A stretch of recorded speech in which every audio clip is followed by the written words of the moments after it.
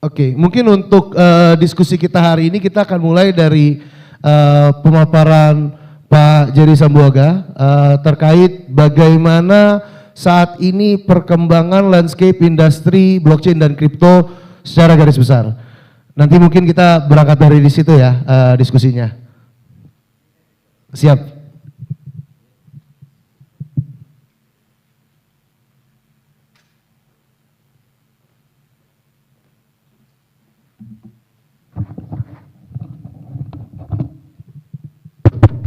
Baik, Assalamualaikum warahmatullahi wabarakatuh. Salam sejahtera buat kita semua, Shalom, Om Swastiastu, Namo Buddhaya, salam kebajikan, salam sehat dan semangat untuk kita semua. Yang saya hormati anggota DPR RI, Komisi 11 dari fraksi Partai Golkar, saya panggilnya mungkin karena masih muda, Kakak Putri Komarudin, dan juga tentunya teman-teman yang hadir dari Kakak Putri. Yang saya hormati di sini ada founder dari Toko Kripto, Mas Manda, ya, beserta juga dengan jajaran dari Toko Kripto, Mas Wafa, ya, dan juga tentunya tadi ada teman-teman dari Astara Consulting, Mas Dito, ya, dan dari IESPA tadi Mas Dio dan kawan-kawan, dan tentunya Mas Rafif sebagai moderator, dan teman-teman Bapak Ibu, kawan-kawan, sahabat-sahabat sekalian. Saya mencoba ingin memaparkan penyampaian terkait dengan kripto, ya, dan juga terkait dengan perkembangan blockchain dan juga digital asset di Indonesia. Di sini sebetulnya udah banyak tokoh-tokoh yang bisa menyampaikan secara lebih spesifik, ada Mbak Putri dan Mas Manda, ya. Tapi saya mencoba berangkat dari sisi regulasi dulu dan juga sisi tata kelola. Mungkin langsung aja ke slide berikut ini. Nah, oke.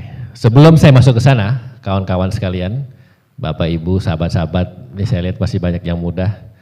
Saya mencoba untuk memaparkan sedikit karena saya dari Kementerian Perdagangan, saya selaku Wakil Menteri, saya harus memaparkan ini untuk informasi kita semua.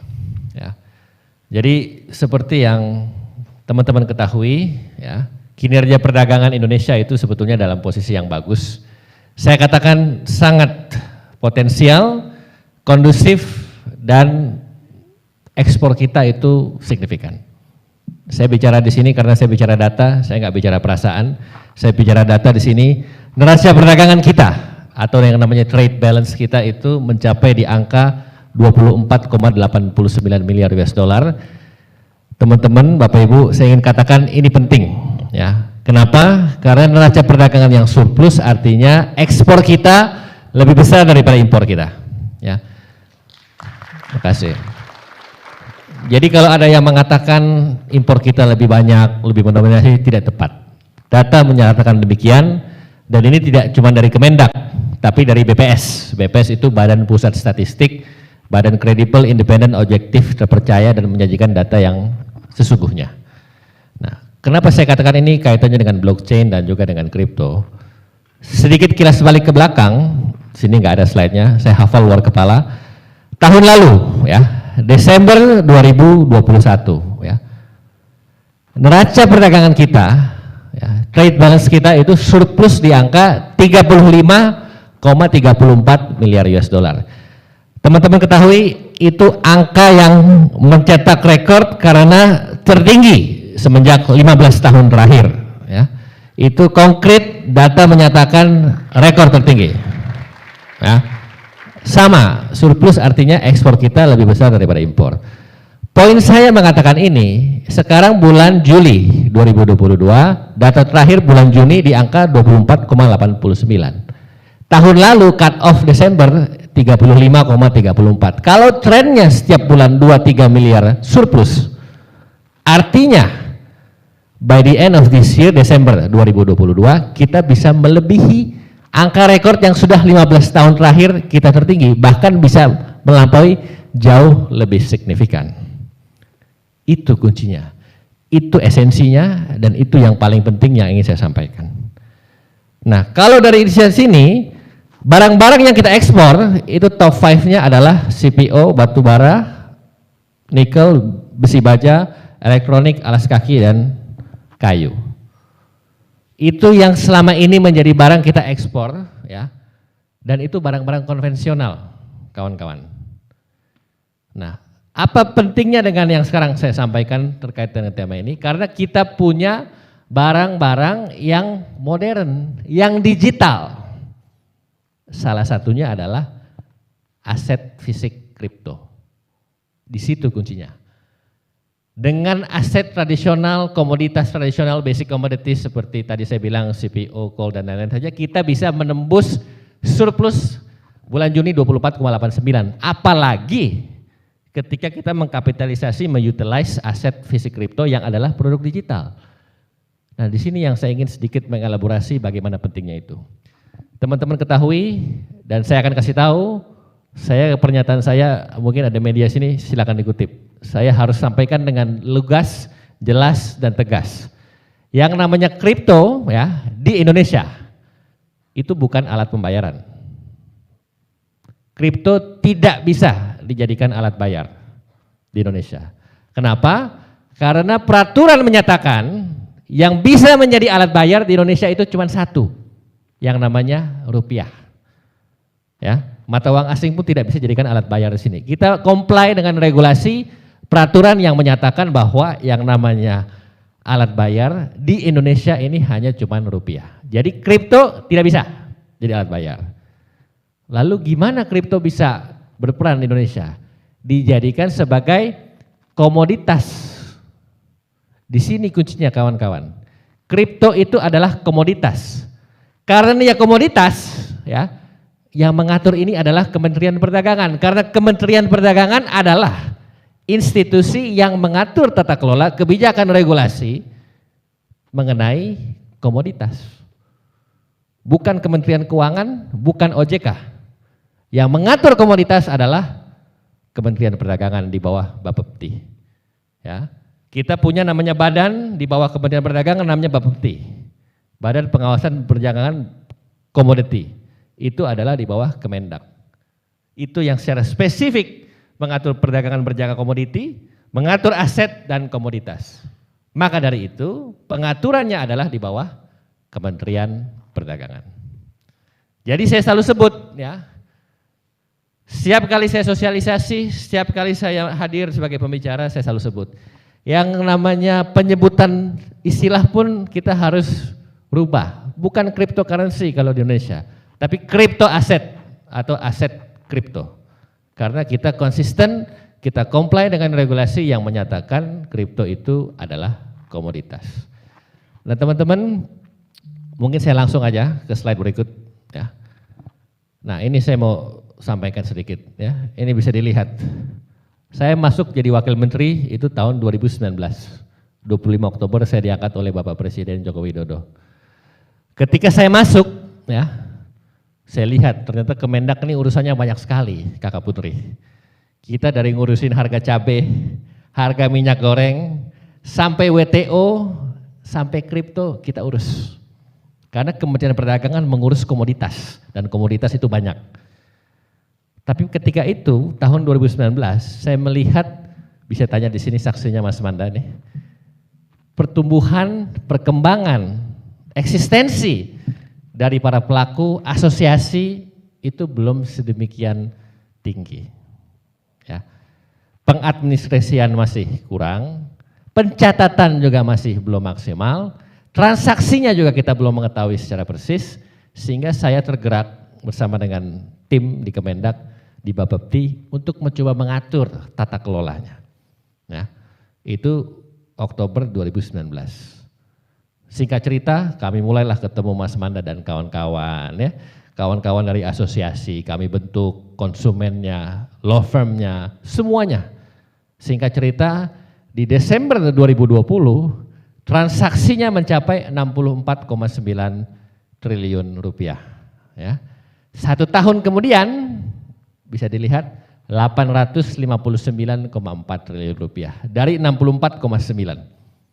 Ya, bisa dilihat kenaikannya sedemikian signifikannya. Nah, itu baru dari segi transaksi. Ya. Belum kita bicara dari segi pelanggan terdaftar dengan tentunya KYC yang jelas di teman-teman trader. Waktu saya tahun 2019-2020 itu mungkin di bawah 2 juta. Sekarang kawan-kawan per Juni 2022 itu 15,1 juta. Pelanggan yang terdaftar lengkap dengan KYC yang terregister, yang bisa didata dan juga bisa dipertanggungjawabkan 15,1 juta. Dengan transaksi sedemikian rupa yang average-nya adalah 2,35 triliun per hari. Jadi 2,35 T per hari, pelanggannya 15,1 juta, dan kalau dibandingkan dengan bursa efek, bisa dilihat slide berikut. Nah, satu lagi. Nah, ini. Bursa efek itu sudah lama, kawan-kawan. Tapi kita bisa lihat, yang main bursa efek dengan yang main aset fisik kripto. Data terakhir di Juni 2022, Kakak Putri mungkin sudah tahu karena mitranya nih, 9,1 juta. Kalau kita yang di kripto 15,1 juta. Memang betul, secara transaksi masih lebih besar di saham atau efek. 3.000 sekian, kita baru 859. Tetapi intinya adalah melihat perkembangan, melihat pertumbuhan, antusiasme yang kebetulan di slide berikutnya, di slide sebelumnya disampaikan bahwa yang main transaksi aset fisik kripto itu didominasi oleh generasi muda. Dari usia 17 tahun sampai dengan 30 tahun.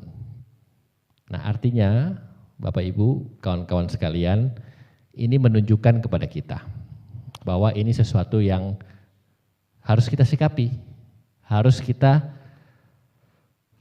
tidak hanya sikapi, tapi kita harus menentukan pilihan dan harus menentukan sesuatu yang tepat terkait dengan ini, khususnya dari segi regulasi dan sisi tata kelola. Ya, ini adalah salah satu yang kita tidak bisa tinggal diam. Ya, kemajuan teknologi begitu pesat, kita tidak bisa diam. Jadi kalau ada yang bilang, bagaimana kita menyikapi pertumbuhan aset fisik kripto? Kalau saya, dari sisi regulasi, dari sisi regulator, kita berpendapat dan kita yakin dan percaya bahwa ini harus disupport melalui sebuah kebijakan yang komprehensif. Oleh karena itu, saya senang ada Kakak Putri di sini sebagai anggota DPR RI. Beliau tentu juga bisa ikut menyuarakan, walaupun mungkin bukan di Komisi 11 tapi di Komisi 6 karena di perdagangan. Tetapi secara ekosistem ke depannya ini akan banyak bersinggungan dengan industri keuangan dan tentunya industri-industri yang lain. Nah, oleh karena itu, kawan-kawan sekalian, saya sangat berbahagia pada kesempatan kali ini kita bisa sharing apa yang kita bisa share, apa yang kita bisa diskusikan untuk pertumbuhan dan perkembangan aset fisik kripto, kripto aset ke depan. Ya, saya mungkin kalau bicara nanti bisa terlalu panjang ya, izin nih, kebiasaan pegang mic Kakak Putri di DPR dulu. Jadi mungkin nanti kalau ada diskusi, tanya jawab, teman-teman mau tanya apapun silakan, saya akan jawab. Mau nanya transaksi kripto, mau nanya PT-PT yang terdaftar, produk-produk token, FYI. Per hari ini kita ada 229 token yang terdaftar di Bapepti, ya, dari sekitar 20.000 token seluruh dunia.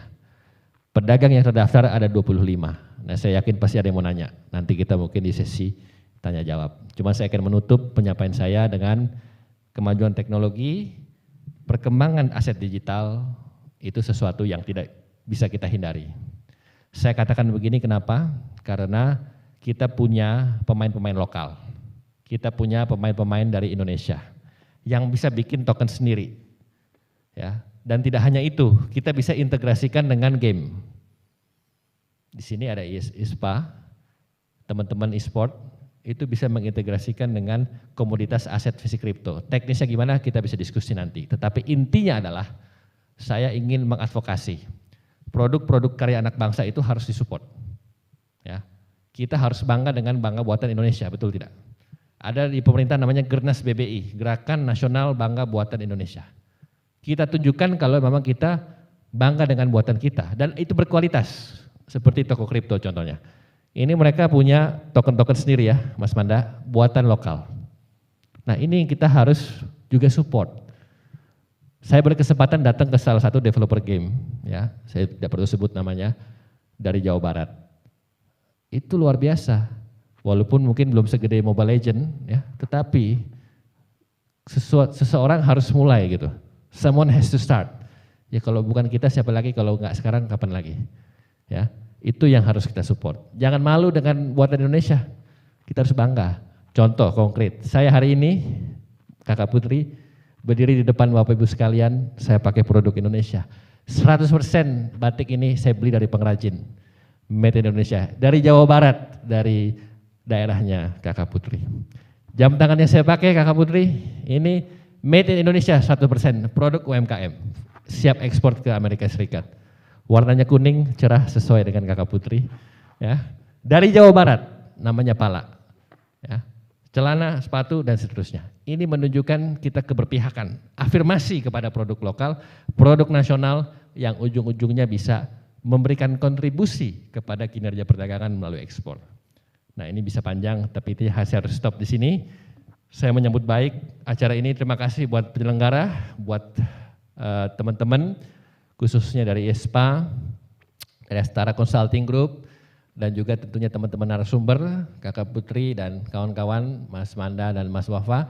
Mudah-mudahan nanti di sesi tanya jawab kita bisa lebih detail lagi untuk mendiskusikan, brainstorming, sharing apa yang kita bisa share selaku regulator dan juga selaku bagian daripada stakeholders. Itu saja yang dapat saya sampaikan. Mohon maaf apabila ada hal yang kurang berkenan. Sekian, terima kasih, kiranya Tuhan Yang Maha Kuasa memberkati kita sekalian. Wassalamualaikum warahmatullahi wabarakatuh.